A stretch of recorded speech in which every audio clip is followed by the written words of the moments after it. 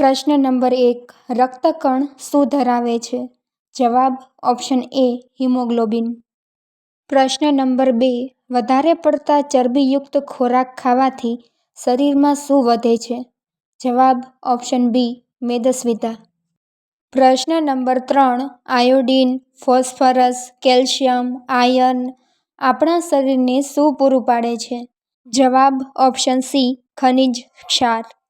પ્રશ્ન નંબર 4. કાચા બટેટામાં શેની હાજરી હોય છે? જવાબ ઓપ્શન ડી સ્ટાર્ચ. પ્રશ્ન નંબર 5. કાર્બોદિતથી સમૃદ્ધ ખોરાક કયો છે? જવાબ ઓપ્શન એ ચોખા. પ્રશ્ન નંબર 6. આવશ્યક માત્રામાં પોષક દ્રવ્યો, રેસાઓ અને પાણી હોય એવા આહારને શું કહે છે? જવાબ ઓપ્શન બી સમતોલ આહાર. પ્રશ્ન નંબર 7. હાડકાં અને દાંત માટે કયા વિટામિનની જરૂર છે? જવાબ ઓપ્શન સી વિટામિન ડી.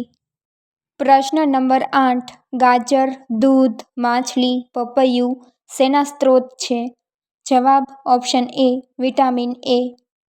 પ્રશ્ન નંબર 9. પોષક દ્રવ્યોનું શોષણ કરવા શરીરને કોણ મદદ કરે છે? જવાબ ઓપ્શન બી પાણી. પ્રશ્ન નંબર 10. ખોરાકના પરીક્ષણ માટે શેની જરૂર ના પડે? જવાબ ઓપ્શન સી માટી.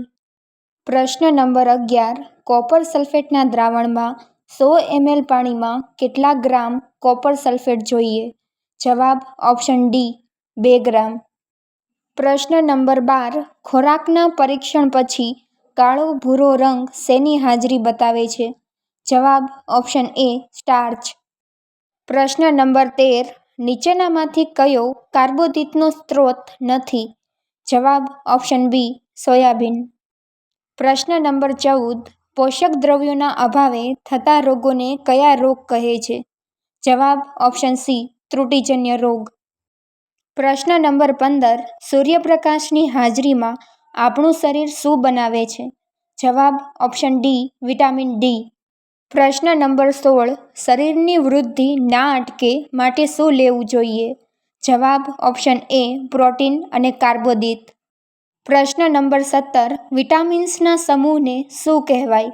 જવાબ option B vitamin B complex. પ્રશ્ન નંબર 18. ખોરાકને કાગળમાં રાખતા જે તેલી ધબ્બા દેખાય એ શેની હાજરી બતાવે છે? જવાબ ઓપ્શન સી ચરબી. પ્રશ્ન નંબર 19. ખોરાકમાં પ્રોટીનની હાજરી હોય તો કયો રંગ થાય છે? જવાબ ઓપ્શન ડી જાંબલી. પ્રશ્ન નંબર 20. આપણા શરીરમાંથી અપાચિત ખોરાકને બહાર કાઢવામાં કોણ મદદ કરે છે? જવાબ ઓપ્શન એ રેસાઓ. પ્રશ્ન નંબર 21. મિશ્રણમાં ઘટકોના કદમાં વિવિધતા હોય ત્યારે તેને અલગ કરવા કઈ પદ્ધતિ વપરાય છે? જવાબ ઓપ્શન એ ચાળવું અને ગાળવું. પ્રશ્ન નંબર 22. લોડિંગ પદ્ધતિમાં શેનો ઉપયોગ થાય છે? જવાબ ઓપ્શન બી ફટકડી. પ્રશ્ન નંબર 23. જ્યાં જ્યાં પાણી હાજર હોય ત્યાં કઈ પ્રક્રિયા થાય છે? જવાબ ઓપ્શન સી બાષ્પીભવન. પ્રશ્ન નંબર 24. પાણીમાં ભારે ઘટક નીચે બેસી જાય તેને શું કહે છે? જવાબ ઓપ્શન ડી નિક્ષેપન. પ્રશ્ન નંબર 25. નિતારણથી રહી ગયેલ ઘટકને કેવી રીતે દૂર કરાય છે? જવાબ ઓપ્શન એ ગાળણ. પ્રશ્ન નંબર 26. પ્રવાહીમાં દ્રાવ્ય થયેલા ઘન પદાર્થ અલગ કેવી રીતે થાય છે? જવાબ ઓપ્શન બી બાષ્પીભવનથી. પ્રશ્ન નંબર 27. એકબીજામાં ભળી ન જાય તેવા પ્રવાહીને અલગ કરવા કઈ પદ્ધતિ વપરાય છે? જવાબ ઓપ્શન બી નિતારણ અને નિક્ષેપન. પ્રશ્ન નંબર 28. પાણીને વરાળમાં રૂપાંતર કરવાની પ્રક્રિયાને શું કહે છે? જવાબ ઓપ્શન સી બાષ્પીભવન.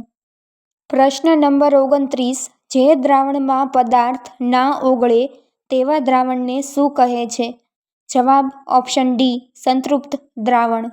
પ્રશ્ન નંબર 30. નીચેનામાંથી પનીર બનાવવા માટે દૂધમાં શું ઉમેરવામાં આવે છે? જવાબ ઓપ્શન એ લીંબુનો રસ. પ્રશ્ન નંબર 31.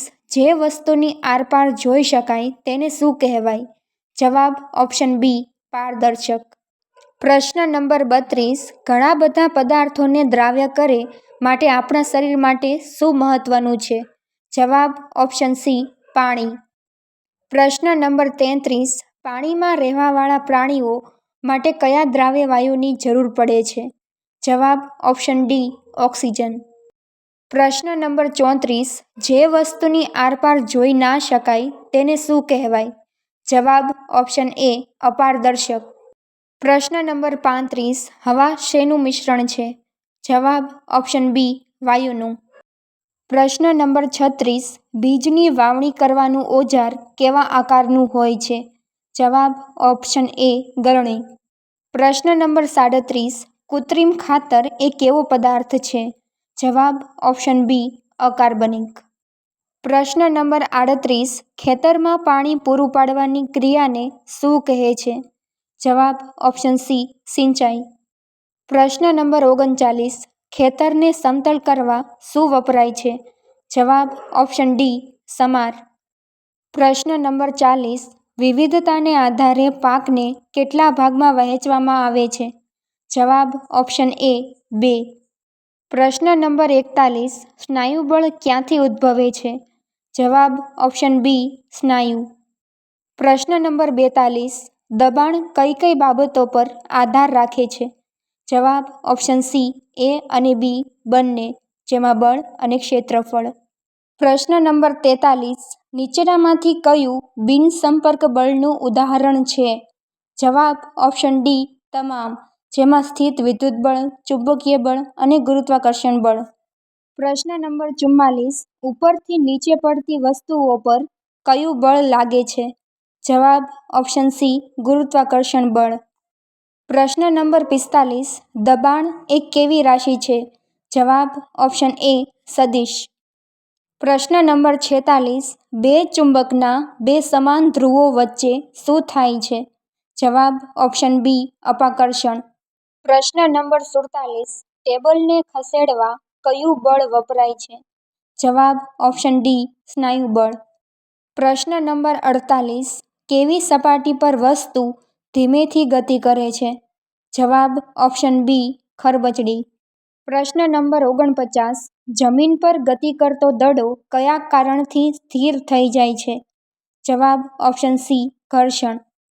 પ્રશ્ન નંબર 50 સ્પ્રિંગ કાંટો શું માપવા માટે વપરાય છે? જવાબ ઓપ્શન ડી વજન. પ્રશ્ન નંબર 51 સ્થિત ઘર્ષણ સરકતું ઘર્ષણ કરતાં કેવું હોય છે? જવાબ ઓપ્શન એ વધારે. પ્રશ્ન નંબર 52 બૂટના તળિયા કયા કારણથી ઘસાઈ જાય છે? જવાબ ઓપ્શન બી ઘર્ષણ. પ્રશ્ન નંબર 53 બે સપાટીને બળપૂર્વક દબાવવાથી ઘર્ષણમાં શું ફેરફાર થાય છે? જવાબ ઓપ્શન સી વધે. પ્રશ્ન નંબર 54 વાદળોમાં કઈ ઘટનાથી આકાશમાં વીજળી થાય છે?